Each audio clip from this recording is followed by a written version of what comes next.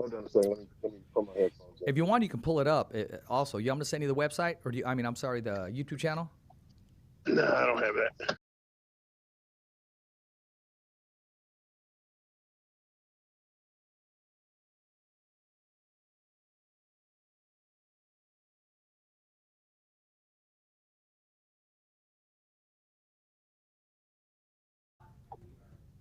You just tuned it in. Global and worldwide. Hitting you on the one with no delay.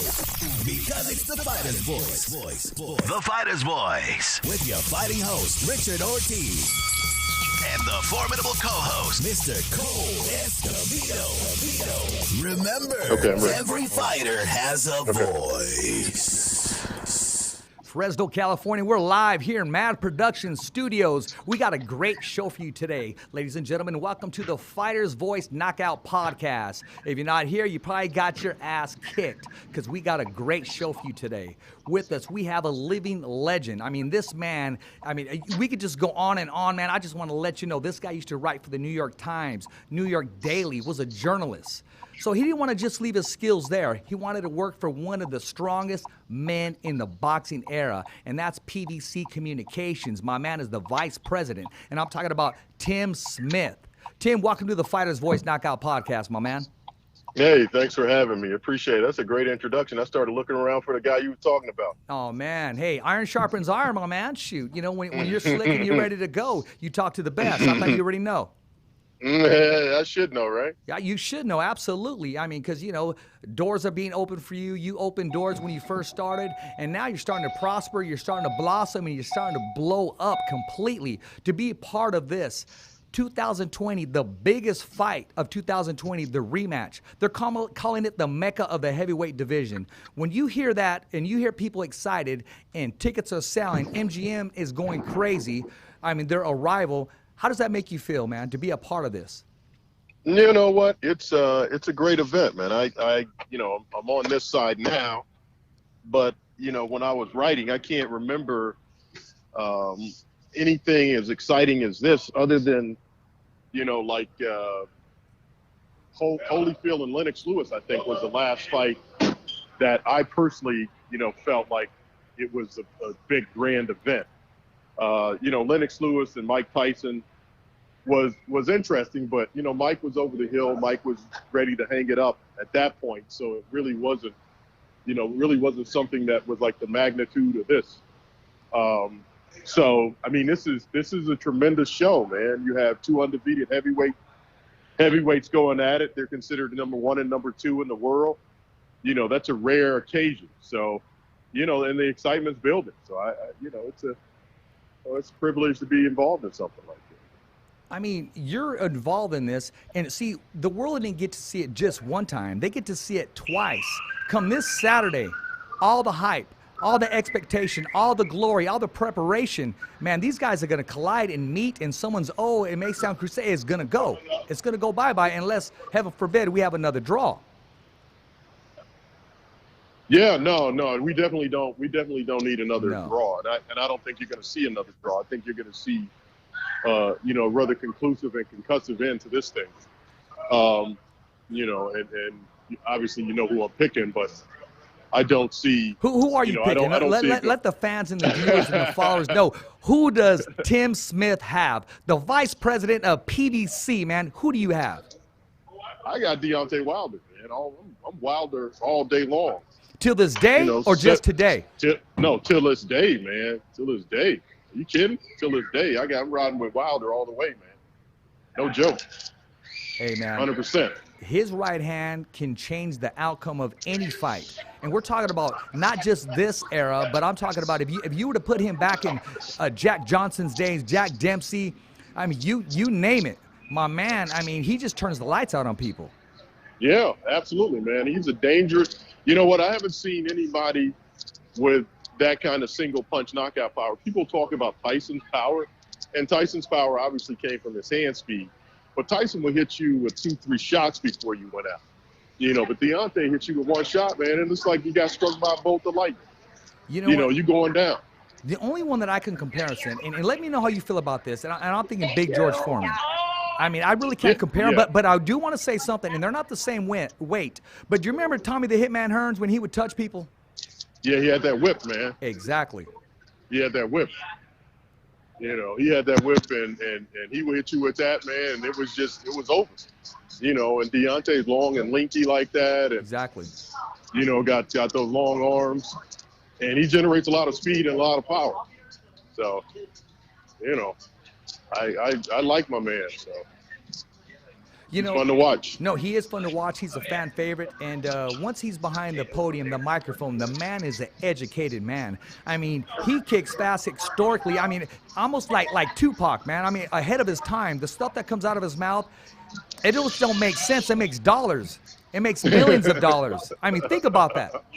Yeah.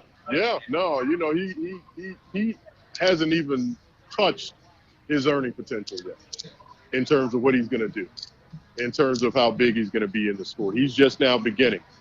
You know, he's at the cusp of being a superstar.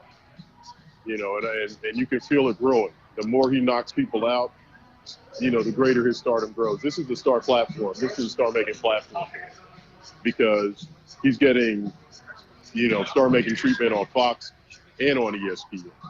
And, you know, that has never occurred in the history of the sport where you have two major networks, you know, covering a sport and I mean, covering the sport of boxing and talking about the boxers, you know, and promoting and marketing the fight the way that both of those entities have promoted and marketed this one.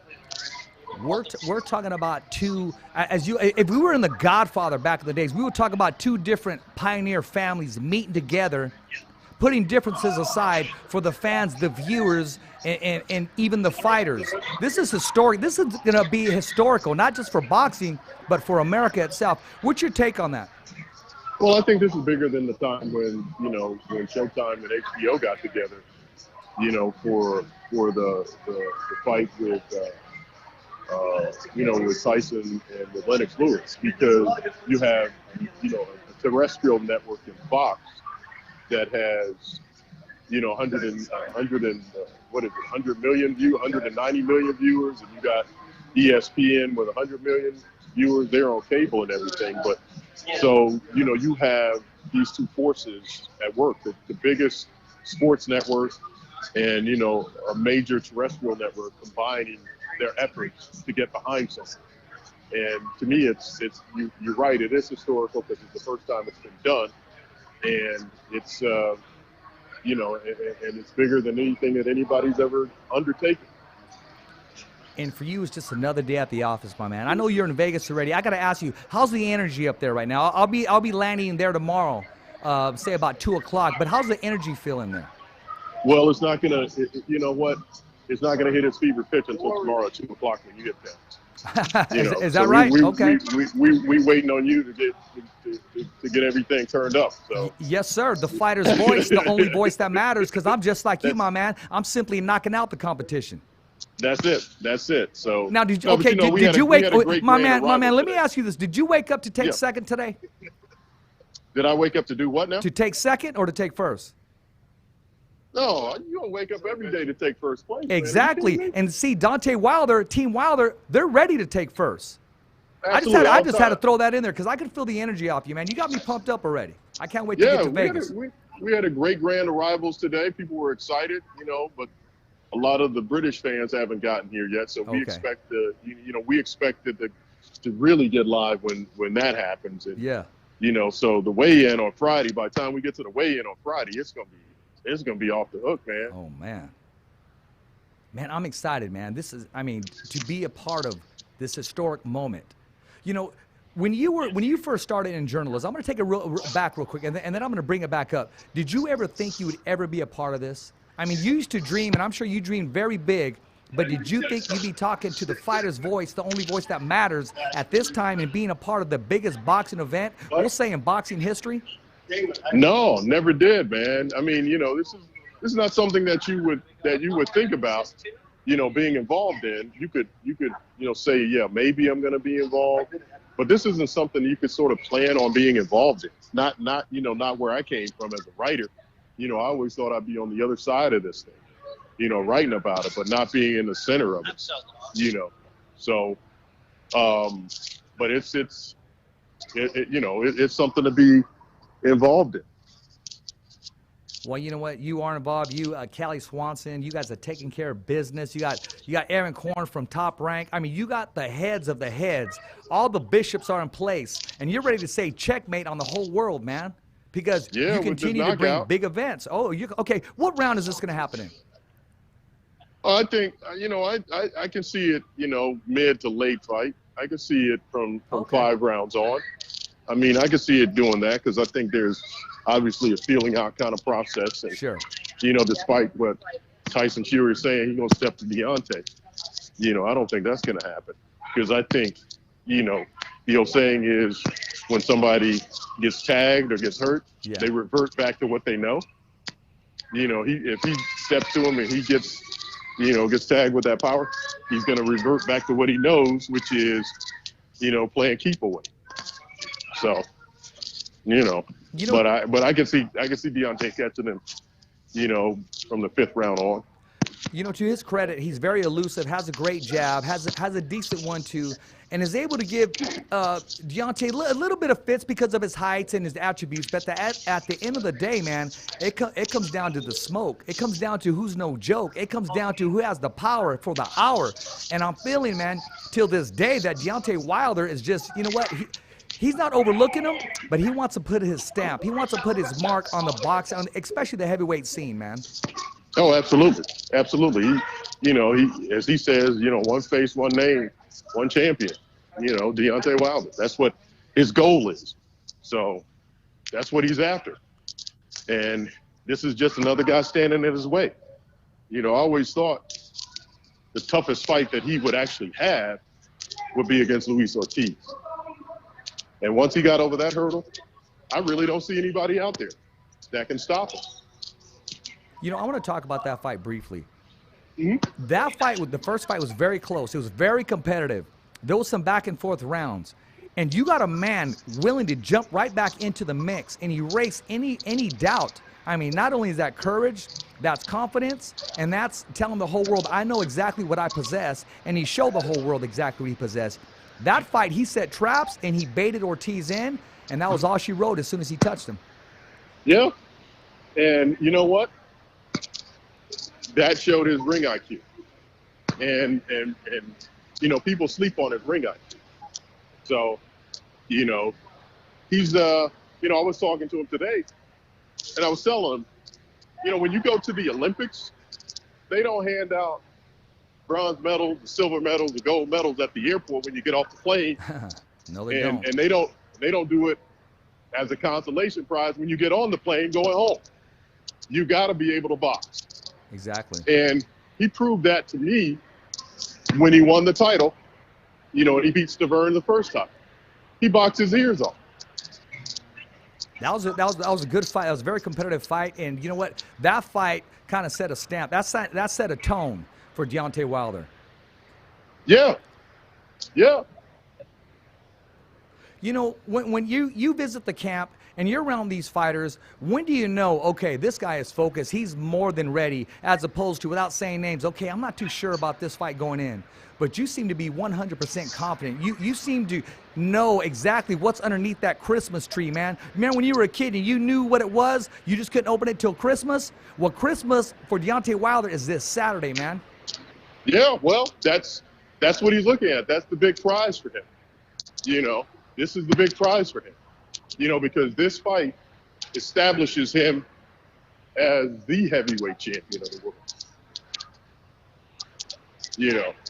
What kind of message do you think he's going to send the heavyweight division? If he's successful in a victory, in a knockout victory, is he going to be the most avoided fighter in the heavyweight division, or is he going to be welcome and groomed as if to say, come on, Deontay, there's still some other heavyweights out there that want to test your skills? I don't think he's going to be avoided because I think, people are always going to be willing to step up to the challenge because he shows a certain level of vulnerability, and so people always think that they have the ability to take advantage of that, so I don't think he'll be avoided.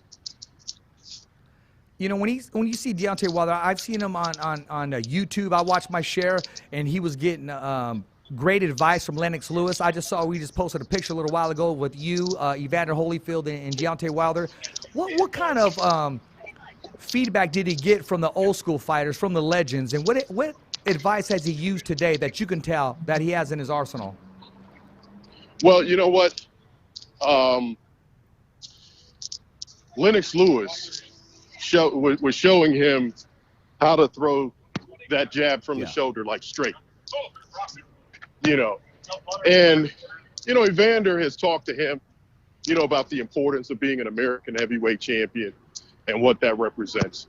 So, you know, guys are, you know, he's still listening to those old heads, but he also realizes that he's got to blaze his own trail.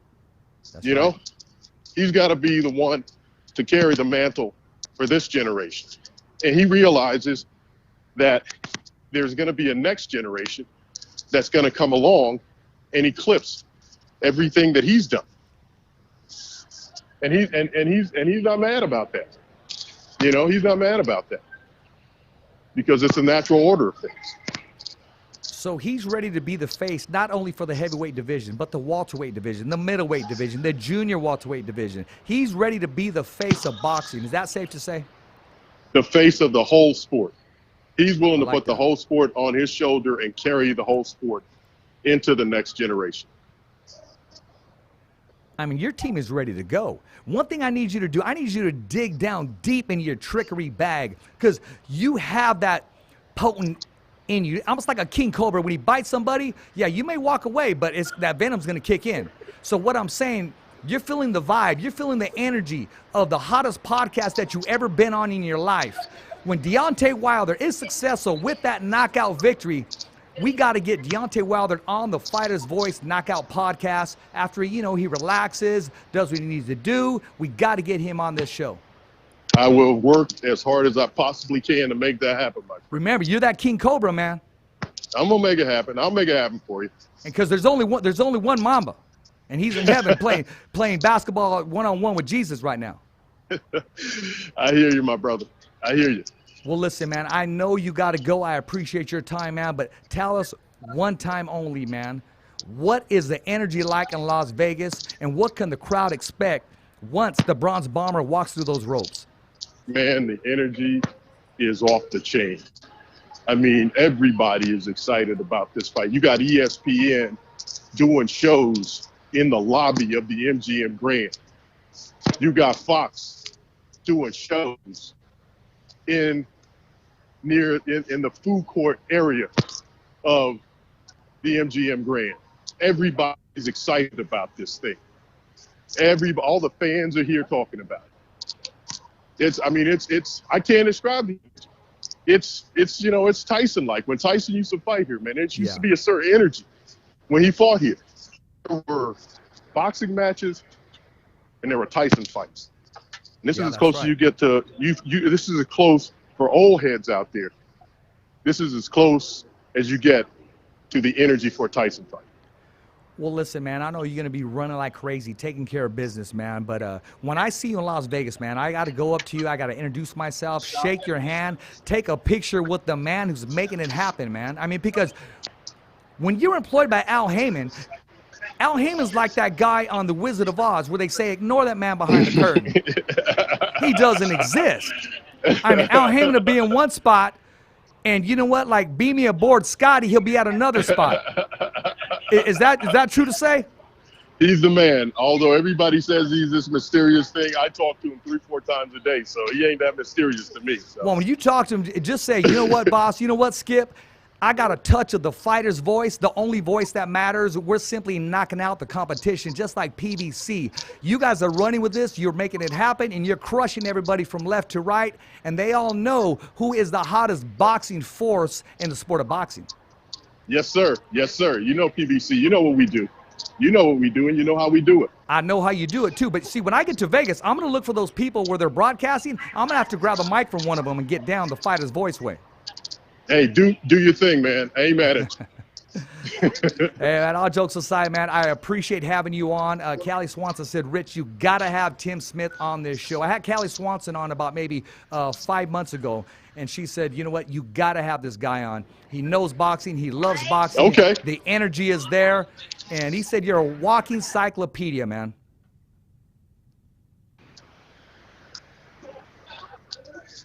So I hope I don't lose you. I'm going to let you go, my man. I'm going to let you take care of business. I'm going to look you up when I get to Vegas. Hey, keep doing what you're doing. We're watching you. We're supporting you. And we're waiting for Deontay Wilder to walk through those ropes, man, and take care of business. Okay, man. Hey, come check me. Check me. I will. Okay. All right, my man. All right, check Later. in. All right, bye. Oh, my gosh. Talking to one of the guys who's not just a piece of the pioneer of boxing. We're talking about somebody working for Al Heyman, who is to us, yes, is a mystery to boxing. He's not the dark horse. He is the force to be reckoned with. A lot of people don't know exactly what's going on, and maybe that's better for them. Because once you find out that the man doesn't sleep, that the man's making moves constantly, and to be a part of boxing, when I say a part of boxing, you got Top Rank, you got PBC, and they join forces for me, for you, the viewers, the fans, so we can admire this Saturday, the biggest heavyweight rematch in 2020. I mean, it's going to be explosive. I want to leave everybody with this, man. Here's the thing.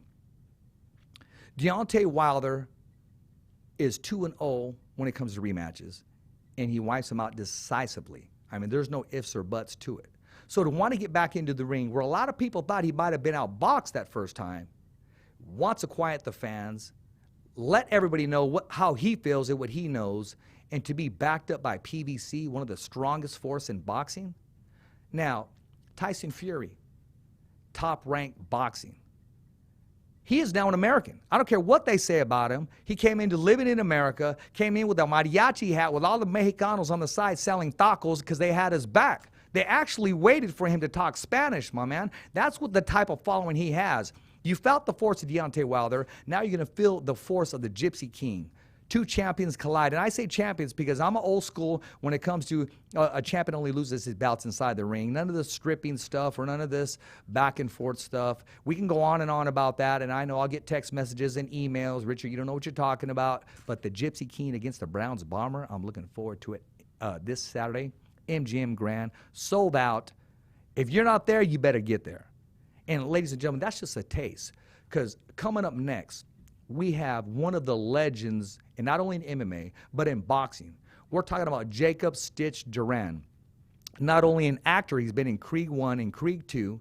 But if he walks through the airport, man, you may mistake him for Edward James Olmos, man, because he looks like the American me man himself.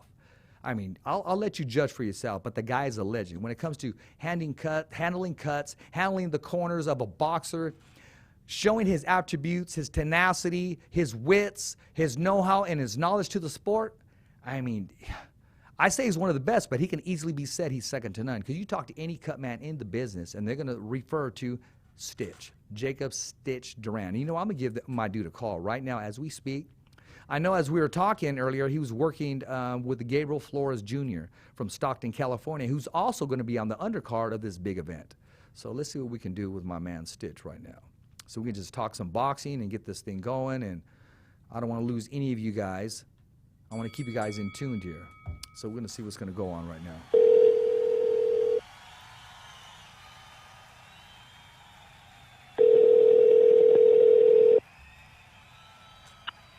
Mr. Richard, what's up? Stitch, my man, how we doing?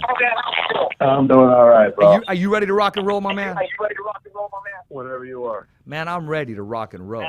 You know, I gave you a soft introduction, man, but I'm going to give you a proper introduction. Ladies and gentlemen, it's my pleasure to introduce to you one of the strongest, one of the most largest, the living legend himself. And we're talking about Jacob Stitch Duran, who is not only a genius in MMA, but he's a genius in boxing. You know what?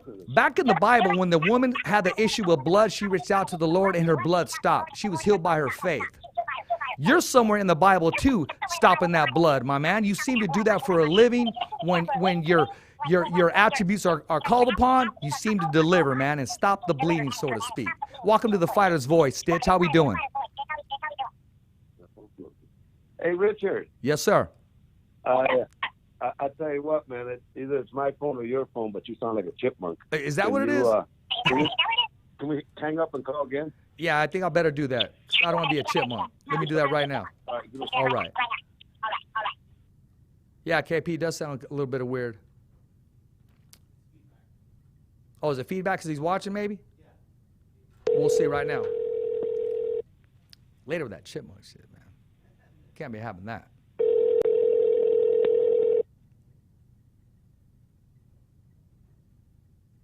Ain't no chipmunks in here. It's not Christmas time. Is that better? Hold on. I can hear you now, loud and clear. It's a little low. Okay. Let me call you back. Let's try it. Okay, call me back.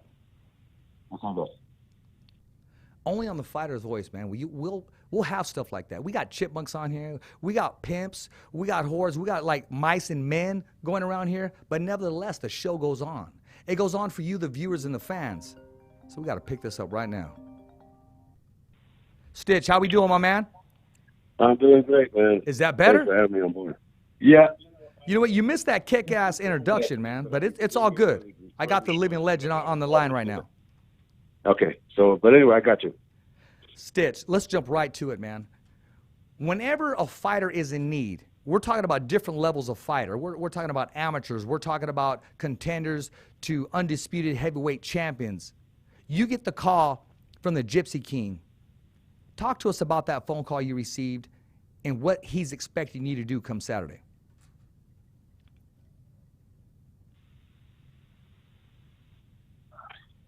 Are you there, my man? Yeah. Hey, Richard. Yes, sir. Okay. I'm sorry. I'm having problems. Can you repeat that again? Okay. I like the. Yeah. There we go. Okay. You sound a lot better now. Thank you, man. You sound good too. You got like that Edward James Olmos voice, man. I thought you were gonna start narrating right now. Right, cool. You know what I mean? Okay, you get the call from the Gypsy King, from Team Fury. What exactly were they asking you to do? To come on board as a team, to have you there just in case? Because last time he was a bloody mess, and you shut the blood off for a living. Yeah, exactly. It was that, you know, it was I guess discussed between Team Tyson and Bob Arum, Top Rank, and you know, they asked a lot of questions about me and other Cutman, and it seems that my name kept floating to the top, and got a call that you know, Tyson wanted to meet me in the gym, so met him a couple of weeks ago, shook my hand and welcomed me to the team, and you know, put out a nice tweet that I was with the team and all that, and that's how it happened. You know, literally I had been hearing talk like about a month before I met him, and so you know, the conversations were there, but from what I was told last night, that Tyson Fury and definitely wanted me on board. You know, I'm sure you watched his last fight. What goes through your mind when you watch a fight and you see the bleeding continue to pour down? What are you thinking at that time? Yeah, well, you know, Jorge Capetillo is one of my good friends, and I saw the work, and you know, he was just kind of thrown into the lion's den, you know, not fully experienced and you know, prepared to handle that type of cut, and you know, I met with him like 3 days after, you know, maybe 4 days after, and I sat down with him and I told him, number one, that I was proud of him, that, you know, he kept Tyson Fury in the fight under those devastating circumstances, you know, and then he brought up the image of a cut man, how important it is. Plus he made the Mexicans proud, you know, but I sat down with him and I said, look, you know, here's what you did right, and here's some of the things that you could improve on. Let me show you what you need to do to improve, because on the next fight, all eyes are going to be on you. And, you know, he was very receptive, and, you know, he understood that, you know, he was in a very delicate position. But let me add there, Richard, that he is one of the guys that told Tyson Fury that it was best for him to hire me instead of using Jorge as a cut man. Even though he is going to be the corner with us, he just won't be the cut man. So I thought that was very honorable on his part to know, you know, that such an important fight, and you can't afford to have any type of mistakes. Oh, you know what?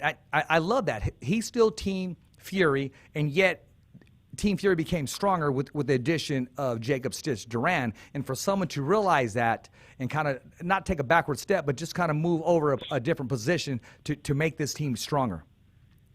Yeah, and that's what I call an honorable man, because you know how this game of boxing is. It's a lot of times it's about themselves and not the team effort. And he realizes that, you don't want to be put in that position again. And if he does, then, he understands that, I'll be able to do it. I've been in those positions many, many times. So, and I was telling him last night, and as a matter of fact, after we finished training, Tyson Fury talked to Jorge and told him, hey, man, I want you in the corner with Sugar Hill, Andy Lee, myself, and so he'll be the fourth man in the corner. And I would just, good things happen to good people, and Jorge is one of the good people. Yeah, you know what? You're not the only one that says good things about Jorge. And going into that fight, the magnitude of this fight, what's that energy like with Team Fury? It's high. The energy is extremely high. The focus on fighting is extremely high. It's been I've been there 2 weeks. I mean, but I've got to see his strong. When he's on point when it comes to sparring, he had some tough heavyweights he was working with, and he was on point. Sugar Hill has worked on techniques that Emmanuel Stewart, because I'd worked with Emmanuel Stewart for like 12 years with Vladimir Klitschko, and I'd worked with Sugar Hill, which is Emmanuel's nephew. I'd worked with him, with a volume of fights. So I know the Emmanuel Stewart style, and they're implementing that and setting up game plans. Not just going in and throwing punches, but you throw a punch because this is what this position requires, or here's how you set this punch up, and all that. So it's been a very strategic type of training. I'm glad you brought up the late, great Emmanuel Stewart. I had the pleasure of meeting Emmanuel Stewart, not once but twice, and we would talk every once in a while on the phone. And remember those old school phones? The last time I saw him, I believe, one of the times I saw him, it was the weigh-in of Eric Morales and I want to say, gosh darn it, Manny Pacquiao. Well, anyways, he's calling me down. He goes, look, Richard, and he's going through his phone, switching over and over and over and over again. He goes, look, because I didn't have a cell phone. I had a home phone. He goes, look. It said 559-661-81, whatever it was. But he wanted to let me know I had you on my phone list. So very nice guy. One of the few trainers, if not the only one in the world, that would train his fighter for a knockout. He didn't like it going to the decision. He would train his fighters to knock people out. Plain and simple, period. When he had Tommy Hearns, Michael Moore, the list goes on, man. Oh, yeah. No, for me, it was just an honor even working with him. And you're right. I used to go host a radio show here called the 13th Round. And every time I called Emmanuel for an interview, he always responded, never said no. No, that's good. You know what? I got to go through the archives, man, because I got some stuff in the garage. How's that reception? I got some stuff in the garage of me and Emmanuel talking on the phone, and I got to release some of that stuff, man. Very nice guy. We did some phone interviews. And back in the day, I'd go to Radio Shack, and I'd rig the phone so you could record the conversation. Of course, I let Emmanuel Stewart know that. But, we did what we had to do back in the day. I used to write for the Madera Tribune, and that was in Madera. That's like, 25 minutes away from Fresno. But listen, man. Iron sharpens iron, and I say that numerous times, but they want the best around them. And you happen to be the best at what you do for this particular heavyweight showdown, the biggest fight of 2020. To be a part of it once again of something special, man. How does that make you feel personally? Oh, I'm super stoked. I always, go back to being that little Chicano that grew up in the 209 and got where I come from and to where I'm at right now. It's been a long road. It's been a very fun road to get to, but, it's always nice to see the world from the top of the world. And, today, on top fights is what, it has to be this one and Vladimir Klitschko when he fought Anthony Joshua in front of 90,000 people. Those two really kind of pulled up to the top now. That had to be historical, man. Just that ring walk alone and that energy that it would just feed off when it would just erupt. Let's talk about the 209 again. I texted you earlier and you said, okay, I'll be working with Gabriel at that time. Let's talk about Gabriel Flores Jr., who has a great opportunity to be on the undercard of one of the biggest boxing events for 2020. How's Gabriel looking? And what do you think of this platform that he has the opportunity to expose his skills and attributes to the entire world? No, I think it's great for, Gabe and his father. It's a great opportunity whenever you fight in Las Vegas, it's a great opportunity.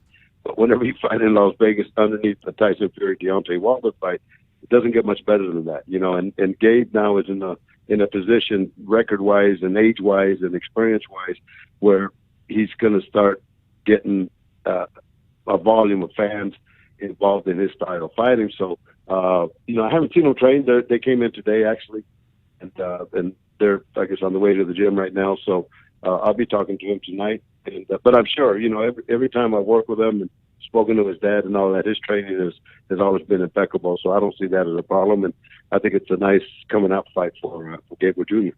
I'm excited for the whole family, man. I mean, things are really starting to change and blossom in their favor. And you can see the maturity in Gabriel. Even his body is starting to mature in that way and starting to settle a little bit. Starting to get that man strength and just starting to get his ring IQ is just through the roof, And exactly.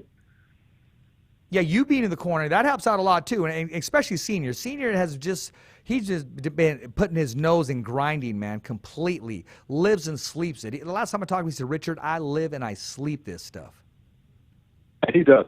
No doubt about it. And like I mentioned today in an interview, is, working with Gabe Flores, because when Gabe Senior called me, he was with other people and all that, and fortunately he chose me, and I went up in Rapids and did a test run and all that. But their dedication to this game is one of the reasons why I'm with them. I'm with them for a couple of volume of reasons. I'm with them from the 209, and of course, they're in the Chicano era like me, and so this is a fight when they first started, because with 4 rounders, there's no money to make. It's not about the money. Yeah. Richard, it was about giving back, and if I was going to give back to anybody, let's do it from somebody from the 209, and we've really created a real good bond with Gabe and Junior and Gabe Senior and myself.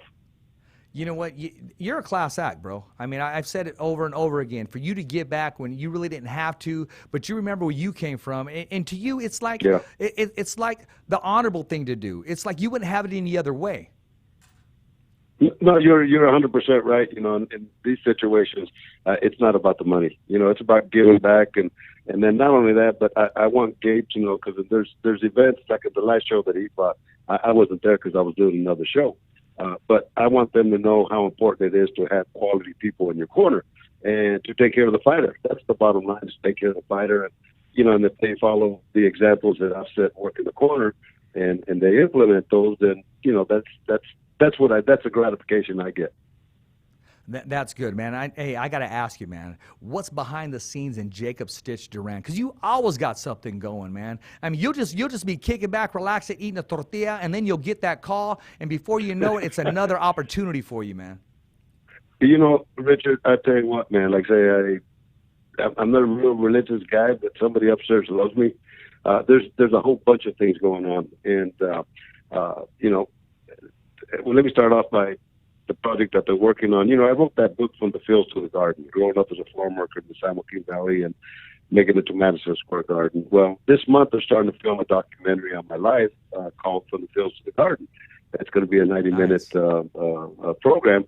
But when I signed with these guys last year, when Triple G fought, he fought at the Garden in New York. Yeah. And that was supposed to be our last filming, but that Triple G was fighting of all places, the Garden, they sent a 4-man crew to get that footage, so we got some prized possession. And I'll be back in the San Joaquin Valley, and the beginning of June, and I'll be going back to Granada and the migrant camps where I grew up at, and so we'll be filming my episodes of the Fields, and so I'm really looking forward to that, and working with Tyson Fury here. I teamed up with one of my old sponsors, Mark Zucker, that owns an apparel company called One More Round. People thought it was my company because I used it so much, right? And when the UFC kind of got rid of the sponsors, well, then he went. And anyway, he ended up, we're back together. We're just now debuting ourselves. And I told him, I said, I become sponsors, would you mind if I created an outfit to resemble yours and put my sponsors on it? and he puts his hand on my shoulder and says, Stitch, do whatever you want. So, Wow. so some of my sponsors are, of course, you know, I have a CBD, working with a CBD company called CBD Science that has created a cut cream for the healing agents.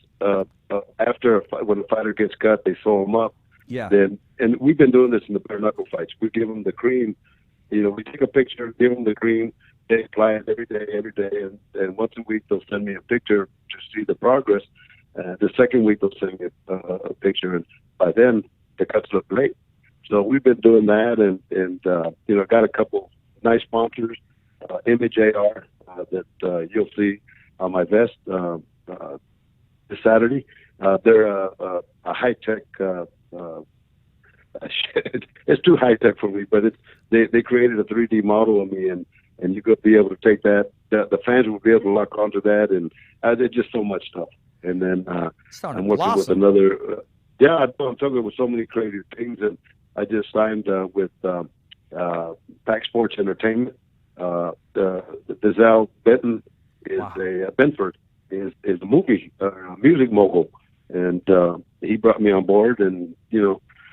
So a lot of good things are happening, bro. You know, and I'll be able to highlight. You are truly blessed, my man. Yeah. No. I listen. I understand, and I know I'm blessed. You know, so I'll be debuting my one more round cornerman jacket designed specifically for the Tyson Fury fight, and then I have my sponsors on it. So I'm really stoked. Well, what you need to do is when you're coming down to your hometown, man, and you want to come down with the real Mexicanos, man, and you want to come down where it's really happening, you got to slide through Fresno, California to the Fighter's Voice studio.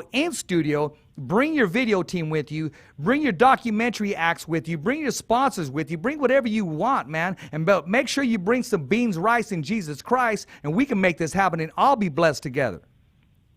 My man, yeah, okay, of course. There's plenty of room on the mountaintop, you know. And when I moved from the valley to Las Vegas, you know, I told my friends, I said, look, man, I'm taking a bus. I'm going to the top. If you guys want to get on the bus and go with me, let's go. You know. That's right. And nobody did, you know. And but I always extend that offer out. That you know, there's, you know, it's so much nice to share because you can only eat so much of the pie, right? So if you share it, then everybody's happy. But if I could take somebody on the journey with me, then I'll do that. You know, so you know, that's something that I'll keep under my hat, and definitely if you need to do anything like that, then you're the one I'll call. Hey, absolutely, man. You know what? A quiet mouth don't get fed, my man. And you know what? It's all about opportunity, and you got to ask. The Bible says, "Ask, you shall receive." Don't get me preaching right now, man. We'll make it happen. Yeah. You know, all right, man. But it's good to listen to you get blessed, man, and for you to prosper. You know, I've interviewed you before, and to hear you come exactly from the bottom all the way up to the top. And to other Cutman, you've opened the door. And people that haven't even contacted you yet, people that haven't even had the privilege and honor of meeting you yet, you're making an impact on their lives because they're saying to themselves, oh, I want to be like that guy. I want to be like that guy on the Rocky movie. I want to be like that guy on Krieg. And I know you can't talk about it again. Can you hint? Will we see Stitch, DURAN on the big screen again? Well, I hope so. You know, I mean, it's, you know, one of the things is when I was filming Creed 2, you know, I'm in the dressing room. It's, you know, Michael B. Jordan, myself, as I'm wrapping his hands and his buddy. And I'm telling him how proud I am of the young brothers that are doing good in Hollywood. And he said, Stitch, he goes, we went from being actors. Now we're writers, producers, and directors. And he says, I'm directing Creed 3, and you're with me as long as you want. You know, so, you know, we'll see. Wow. You know, I haven't heard anything yet. But, you know, for him just to give me that statement, like, say, Richard did, everything's based on a respect factor.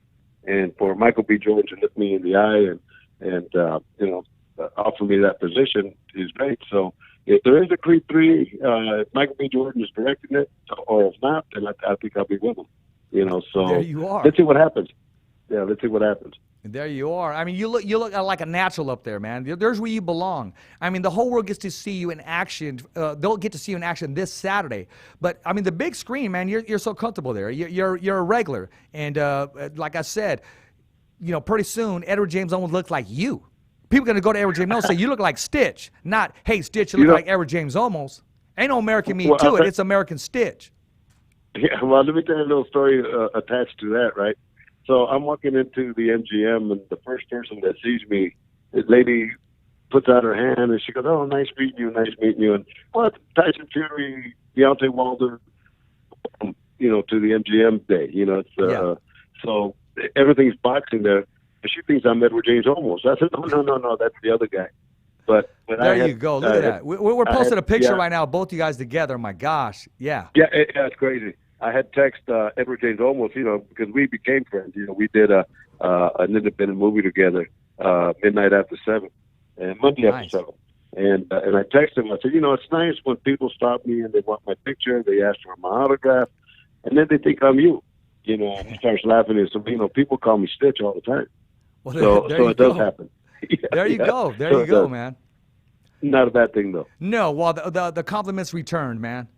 You know what I mean? Yeah. I mean, hey, yeah. Shoot, put me in that mix. I'm going to be like you guys. I'm going to be like one of them old bad dudes. I'm going to gray my hair, man, and wear some glasses, and then maybe I'll just be in Creek 4 or something.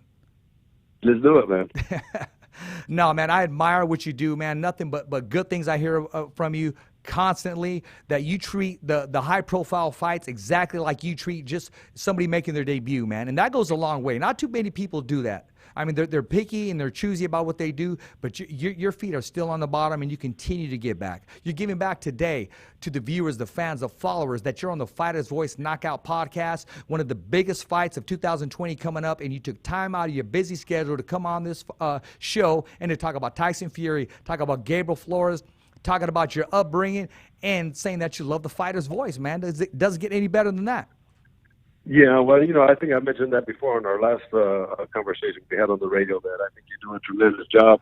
And, I think the Fighter's Voice is only going to go up, so don't forget the little people, bro. No, man, but you know what? Hey, I'll receive that. I'll receive those words of prophecy. And when we do go up, guess who's going to be the very first guest on the show? Jacob Stitch DURAN. My man, I appreciate it. Hey, man, what can the viewers and the fans expect when Tyson Fury walks through that ropes? Well, I expect a lot of action, that's for sure. I mean, I think the energy level is going to be as electrifying as it was when Joshua and Klitschko walked into the arena in front of 90,000 people. I did the bare knuckle fights last weekend, and Paulie Malignaggi was there, and of course, we're talking about the Tyson Fury fight. He looks at me and says, Stitch, all eyes are going to be on you, and I know that, everybody, because the interviews I've done has been about the cut. And I told Tyson Fury yesterday when we were finishing up camp, I said, I did some interviews in Florida. Everybody's asking about the cut. But I told him, I said, the only ones, everybody's concerned about the cut except you and I, and he smiles and just kind of nods his head. So, I'm not concerned that I'm going to be part of this. Cutman, we're insurance policies, and, you get what you pay for. I've seen some fighters that have lost great opportunities because they've gotten major cuts, and the Cutman didn't know what to do or didn't know how to control it, so that became a problem. Exactly. Hey, I wanted to let you go, but you know what? I just got a question in from Toscano's Boxing Promotions, who's going to be putting on a show March 21st in Stockton, California. They have a question. Out of all the heavyweights you worked with, does Tyson Fury remind you of anybody? What's his work ethic like, and who would you compare him to? Yeah, that's a great question, and no, he doesn't remind me of anybody. When that's really a good question, because when he fought Vladimir Klitschko, I thought Vladimir was just going to demolish him, and I thought Vladimir Klitschko had a bad day. But then when I saw Tyson Fury fight Deontay Wilder, I became a big fan of his because he is so unorthodox in offense and in defense, and as crazy as he is, it's tough to mimic that. There's no fighter that has had that type of personality with those type of skills. So he's a horse of a different color. He is. He does. I mean, they broke the mold with him. Even in his whole press conference, I went to go see him in Fox Studios in L.A., and his wardrobe, my man. I mean, he's living large. He likes to be loud, and he loves the attention, and he knows how to handle himself as a human being. Yeah, I told with my son and my daughter with the arrival of the fighters today at the MGM, and when Tyson Fury gets up on the stage, I told my son, I said, one thing you don't know how to do is dress. So I'm glad I don't have his Taylor's number. No, man. But you know what? Not everybody can get away with it. I mean, Tyson Fury seems to be the only ones that can get away with it. You never know what he's going to wear, what kind of show he's going to put on, what he's going to say to the viewers and the fans. But you know what? He loves what he's doing. And, Ali Setback said it best. He said, Richard, you do what you love. You never work a day in your life. And Tyson Fury, to come back from the experiences that he had, the downfalls, the weight gain, the depression, the heart, and now to come back, revive himself, be blessed, and give back to the public. You said you're not too much of what'd you say, of a holy man? Is that what you said? But somebody is doing it, and he does let you know that Jesus is alive. I know he's alive, and because you know what? Every morning that I wake up, I'm just so grateful and thankful. But look at Tyson Fury. He was on the verge of death, the verge of suicide, and now look what he's doing for us, man. All of us, because we get to see him. And, exactly. And that was the thing when he fought Vladimir, he had a 3-year layoff and, he just wasn't taking it serious. Bye, baby, love you. Send my grandkids are taking off. Oh, okay. And but on this one, he's at a proper camp. He's focused. He understands that, his whole life is going to change one way or the other. And, God, I'm just glad to be working with him.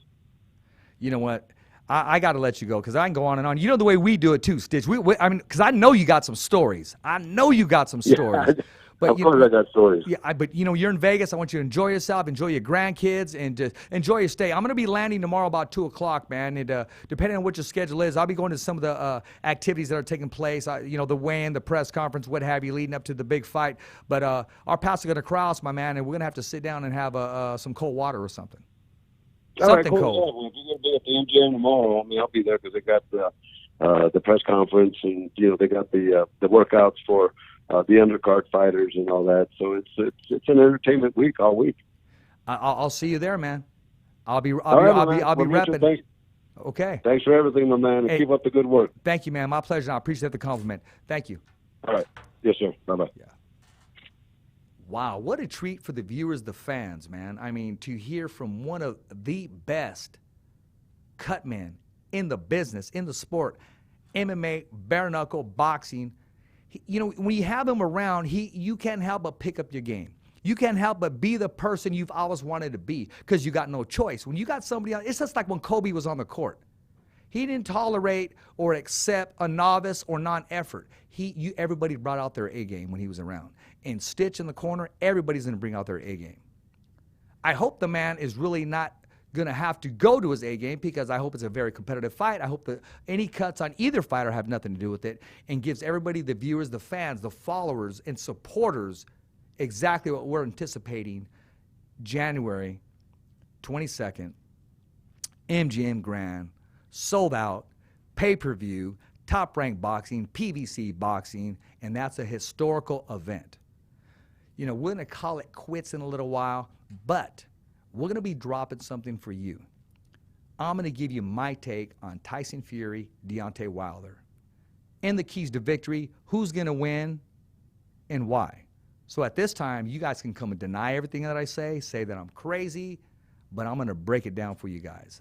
So I appreciate everybody for tuning in. Don't forget to subscribe, www.youtube.com/thefightersvoice. That's www.youtube.com/thefightersvoice. Every fighter has a voice, and so do you. We're going to be back tomorrow with ESCOVEDO.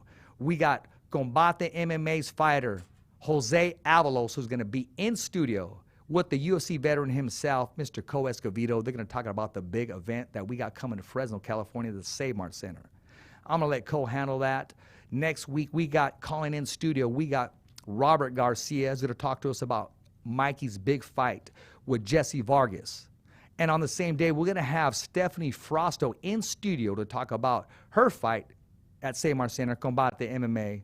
Wednesday, we're going to have Adrian Guzman, who is the final, the main event in that Save Mart Center card. And also the man himself, Mr. Mike Fromowitz, will be in the studio here on The Fighter's Voice. We're making it happen. Remember, every fighter has a voice, and so do you. The Fighter's Voice, the only voice that matters. We're simply knocking out the competition. It's a wrap here in Fresno, California. Thumbs up for Richie.